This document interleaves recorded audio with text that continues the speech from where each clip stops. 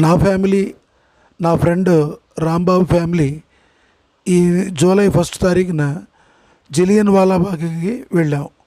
అమృత్సర్లో ఉంది ఇది.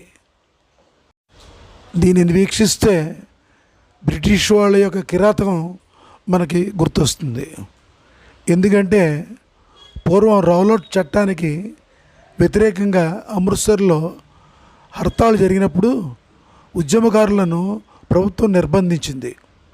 అందుకు నిరసనగా జరిగినటువంటి ప్రదర్శనలో పోలీసులు కాల్పులు జరుపుగా 20 మంది భారతీయులు చనిపోయారు.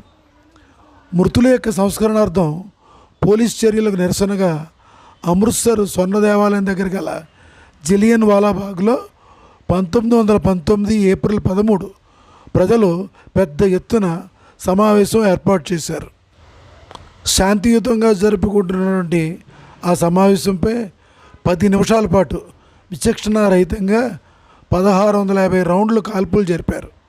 దాంట్లో 1200 మంది పైగా మరణించారు, 2000 మంది పైగా తీవ్రంగా గాయపడ్డారు. ఈ స్తూపం అమరవీరుల యొక్క చిహ్నం. దాని దగ్గరికి మేమందరం వెళ్ళాం. నిజంగా చాలా కన్నీటి అండమానం వెళ్ళినప్పుడు అక్కడ ఉన్న దాని జైలు, ఇక్కడేమో ఈ స్తూపం చూసినప్పుడు కన్నీటి పర్యంతం అయ్యాం మేము. చూసారుగా ఈ గోడల మీద వాళ్ళని బుల్లెట్ కొడుతున్నప్పుడు ఆ బుల్లెట్లు మనుషుల్లో దిగి గోడలకు కూడా అయినటువంటి ఈ దృశ్యం చాలా హృదయ విదారకంగా ఉంటుంది. తర్వాత ఇక్కడున్న నుయ్యిలో కూడా కొంతమంది దూకేసి ప్రాణం కాపాడుకుందాం అనుకున్నారు, కానీ అక్కడ కూడా కాల్చేశారు. అమరవీరులకు నివాళులు అర్పిద్దాం.